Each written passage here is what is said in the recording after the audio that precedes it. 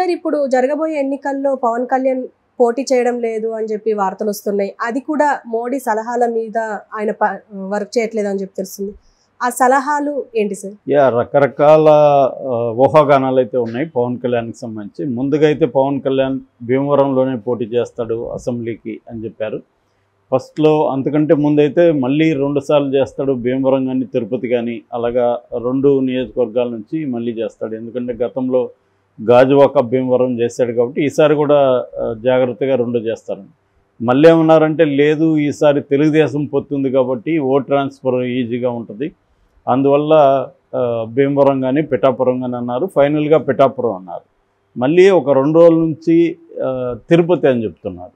ఎందుకంటే అక్కడ బలిజ అలా ఓట్లు బీసీ ఓట్లు ఈక్వల్గా ఉన్నాయి, దాదాపు 40,000 పైన బలిజల ఓట్లు ఉన్నాయని చెప్తున్నారు. సో అందుకని అక్కడ పవన్ కళ్యాణ్ నిలబడతారని చెప్తున్నారు.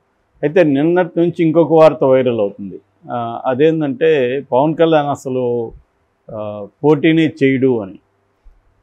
ఇంకొక దాంట్లోనే ఇంకొక వెర్షన్ ఏంటంటే అసెంబ్లీకి పోటీ చేయడు, పార్లమెంట్కి చేస్తాడు అని. సో పార్లమెంట్కి అమలాపురం నుంచి పోటీ చేసే అవకాశం ఉంది అని చెప్పి చెప్తున్నారు. అంటే ఇందులో మామూలుగానే అసలు పవన్ కళ్యాణ్ పొత్తు పెట్టుకోవడానికి ప్రధాన కారణాలు ఆయన చెప్పే కారణం అయితే జగన్ ప్రభుత్వం మళ్ళీ అధికారంలోకి రాకూడదు అనేది ప్రధాన కారణం, అందుకని ఓట్లు చీలకూడదు అనేది ఆయన చెప్తాడు. అయితే ఇంకొక కారణం కూడా ఉంది. అదేంటంటే తను గతంలో తను కూడా గెలవలేదు, ఒక్కరే గెలిచారు, వాళ్ళు కూడా వెళ్ళిపోయారు రాజోల నుంచి, రాపాక వరప్రసాద్. సో అందుకని ఈసారి కనీసం ఒక 10 మంది ఎమ్మెల్యేలతో తాను గెలిచి అసెంబ్లీకి అడుగు పెట్టాలనేది అనుకున్నారు. అందుకని నేను ముఖ్యమంత్రి అవ్వడానికి నాకు ఇబ్బంది లేదని చెప్పడం, చాలాసార్లు నేనే ముఖ్యమంత్రి అవుతానని చెప్పడం, తర్వాత ఏమో చంద్రబాబు నేను గెలిచిన తర్వాత ఎవరు ముఖ్యమంత్రి అవుతారో డిసైడ్ చేస్తామని చెప్పుకోవడం, ఇలాగ రకరకాలుగా కన్ఫ్యూజ్ చేస్తూ ఉన్నాడు పవన్ కళ్యాణ్. అంటే పవన్ కళ్యాణ్ క్లారిటీ లేకుండా కన్ఫ్యూజ్ చేస్తున్నాడా, లేకపోతే ఆయన క్లారిటీ ఉండి క్లారిటీగానే కన్ఫ్యూజ్ చేస్తున్నాడా, అంటే ఒక ప్లాన్ ప్రకారం కన్ఫ్యూజ్ చేస్తున్నాడా అనేది చూస్తే నాకైతే ఒక ప్లాన్ ప్రకారం ఆయన కన్ఫ్యూజ్ చేస్తున్నాడు. ఎందుకంటే ఆయన బలం ఏంటో, ఆయన బలహీనత ఏంటో పవన్ కళ్యాణ్కి తెలియదని మనం అనుకోలేం. తను అంత ఫూల్ అయితే కాదు. కానీ ఇక్కడ ఏంటంటే అభిమానులు ఎక్కువగా ఇతన్ని ముఖ్యమంత్రి కావాలని కోరుకుంటున్నారు. ముఖ్యంగా కాపు యువకులు ఎవరైతే ఉన్నారో వాళ్ళందరూ కూడా ముఖ్యమంత్రి కావాలని కోరుకుంటున్నారు. ఇతను ఎప్పుడైతే చెప్పాడో కాపు సీనియర్ లీడర్లో కూడా ఒక హోప్ అయితే వచ్చింది. ఇన్నాళ్ళకి కనీసం మన కాపులను యునైట్ చేయగలిగిన ఒక కరిష్మాటిక్ లీడర్ వచ్చాడు, వాళ్ళ అన్నలాగా త్వరగా పార్టీని అమ్మేసే వ్యక్తి కాదు ఇతను, 10 ఏళ్ళుగా ఉన్నాడు అన్న ఒక హోప్ చాలామందికి వచ్చింది. ఈ హోప్ని ఇతను నిలబెట్టలేడని అతనికి తెలుసు. కానీ నిలబెడతానన్నట్టుగా నమ్మించడం కోసం నేను సీఎం అవుతాను అని ఒకసారి చెప్పడం, తర్వాత మనమే ఇంపార్టెంట్ అని చెప్పుకోవడం, ఇట్లా జరిగింది. దానికి చంద్రబాబు కూడా దోహదం చేశాడు. చంద్రబాబు కూడా అతనికి విపరీతమైన ఇంపార్టెన్స్ ఇవ్వడం, ఎప్పుడూ లేనంతగా వాళ్ళ ఇంటికి వెళ్ళి మాట్లాడడం, తర్వాత ఇప్పటివరకు పొత్తుల్లో ఎప్పుడూ పాటించని ధర్మం ఏదైతే ఉందో అది చంద్రబాబు ఇప్పుడు పాటించడం, అంటే ఉమ్మడి ఒక దాని ఏమంటారు కోఆర్డినేషన్ కమిటీని ఏర్పాటు చేయడం, ఉమ్మడి మేనిఫెస్టోని ప్రకటించడం, ఇంతవరకు ఎప్పుడు చంద్రబాబు చేయలేదు ఇవన్నీ. దీనివల్ల ఏమైందంటే ముఖ్యంగా పవన్ కళ్యాణ్ అభిమానుల్లో కానీ కాపుల్లో కానీ పవన్ కళ్యాణ్కి చాలా ఇంపార్టెన్స్ ఉంది.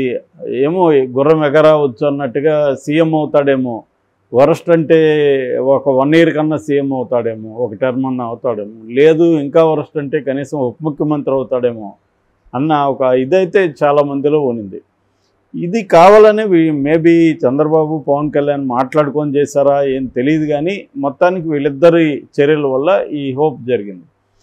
దాని తర్వాత దీన్ని బ్రేక్ చేసింది ఫస్ట్ లోకేష్ క్లియర్గా ఇంటర్వ్యూలో ఏం చెప్పాడంటే చంద్రబాబు కాబోయే ముఖ్యమంత్రి పవన్ కళ్యాణ్ కాదన్నాడు. ఇంకొక ఇంటర్వ్యూలో ఉప ముఖ్యమంత్రి కూడా పవన్ కళ్యాణ్ అవ్వడు, అది మేము పాలిట్ బ్యూరోలో డిస్కస్ చేస్తూ ఉన్నాడు.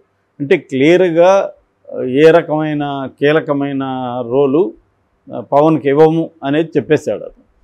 దాని తర్వాత కొంత ఇబ్బంది అయింది, కంగారు అయింది. అప్పటికి కూడా పవన్ కళ్యాణ్ దాన్ని కూడా మాయ చేయడానికి ట్రై చేశాడు.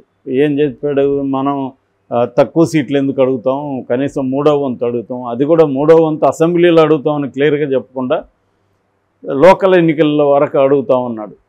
లోకల్ ఎన్నికలు ఎవరికి కావాలి, ఇప్పుడు అసెంబ్లీలో. సో ఇది అతను ఏంటంటే ముందు నుంచి కూడా తన అభిమానుల్ని కాపుల్ని ఒక డైవర్ట్ చేయడం, లేకపోతే ఒక ఫాల్స్ హోప్లో ఉంచడం అనేది ప్లాన్డ్గా చేస్తూ వస్తున్నాడు.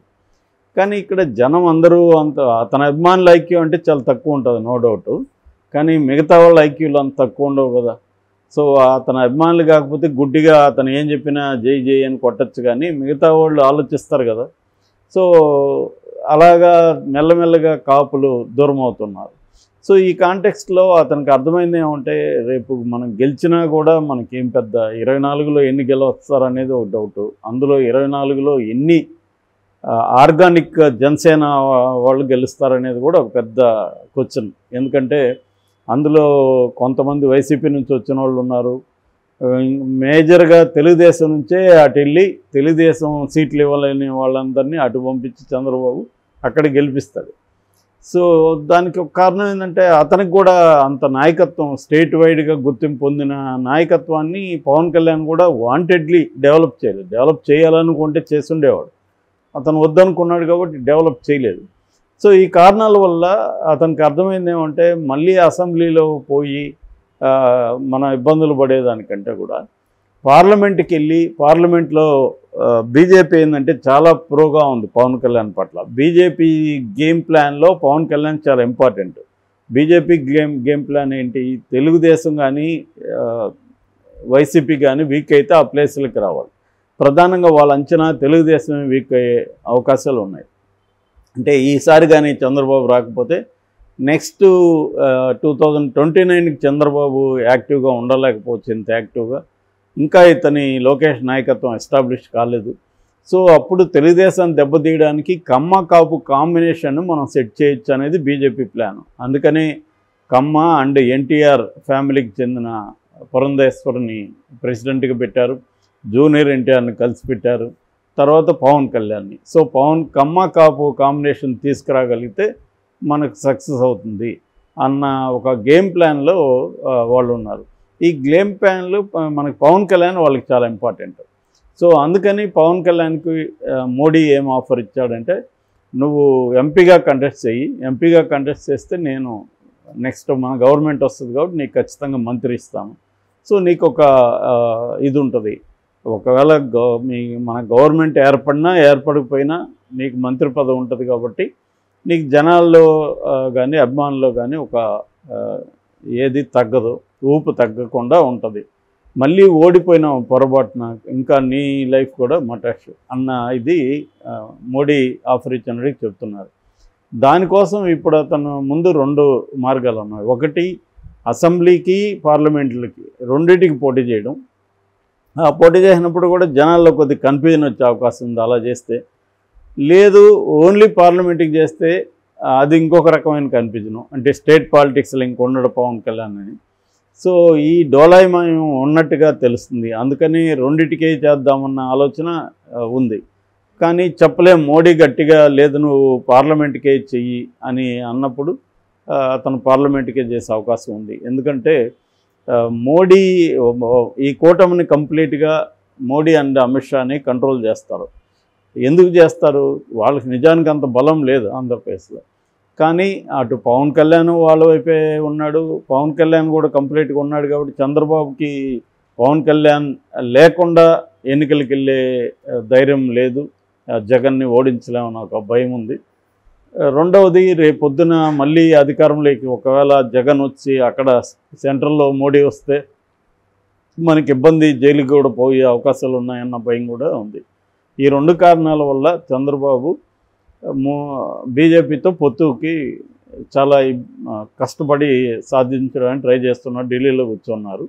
సో ఈ కాంటెక్స్ట్లో ఎన్నికలకు దూరం అవుతాడా పవన్ కళ్యాణ్ అన్న వాదన వినిపిస్తుంది. కానీ అది ఎన్నికలకు దూరం కాదు, రాష్ట్ర ఎన్నికలకు దూరం అయ్యే అవకాశం ఉంది, అసెంబ్లీ ఎన్నికలకైతే దూరం అయ్యే అవకాశాలు కనిపిస్తుంది.